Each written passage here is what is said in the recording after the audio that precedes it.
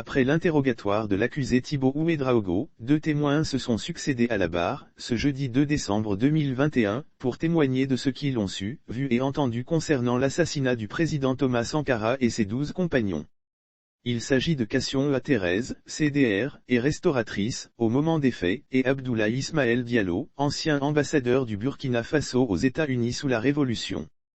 Thérèse Kassion, la première femme depuis le début du procès à passer à la barre, était restauratrice et amie intime d'un des accusés en la personne de Traoré Bossobé. Son témoignage charge cependant ce dernier mis en cause dans le dossier Sankara.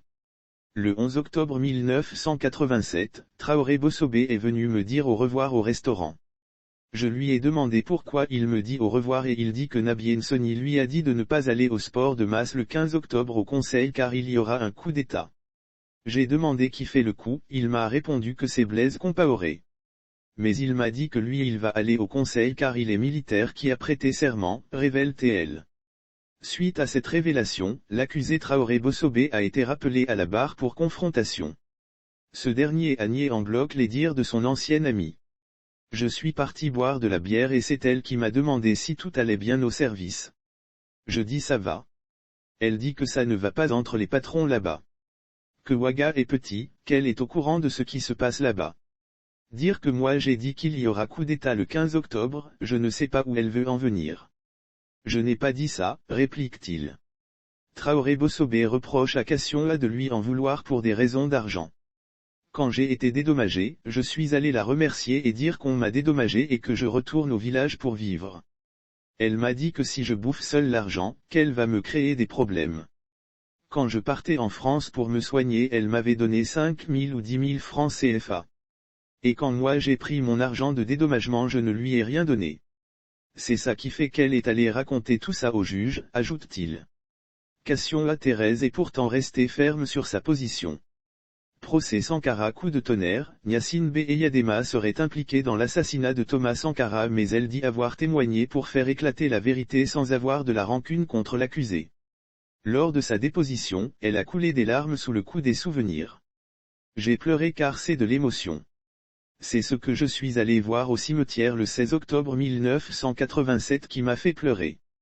J'étais CDR de mon quartier, quand on faisait les travaux d'intérêt général, Thomas Sankara venait nous encourager, confie TL.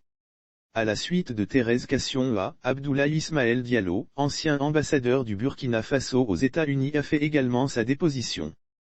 Ce dernier dit avoir senti les événements du 15 octobre venir et a entrepris des démarches qui sont restées vaines. Le 15 octobre 1987, dans la matinée, j'ai appelé Thomas Sankara pour attirer son attention sur la situation.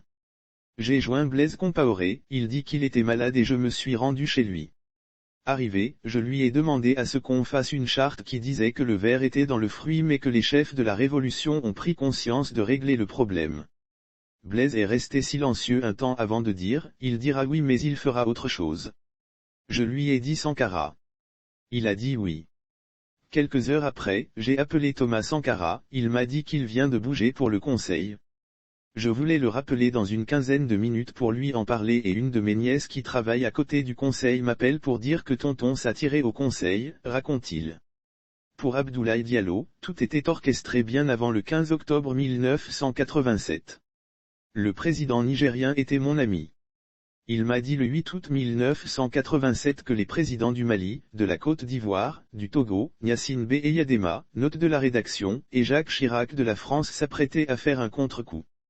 Après il m'a dit que ce n'est même pas fini car le numéro 2 va renverser le numéro 1 et qu'il va assassiner tous ses camarades.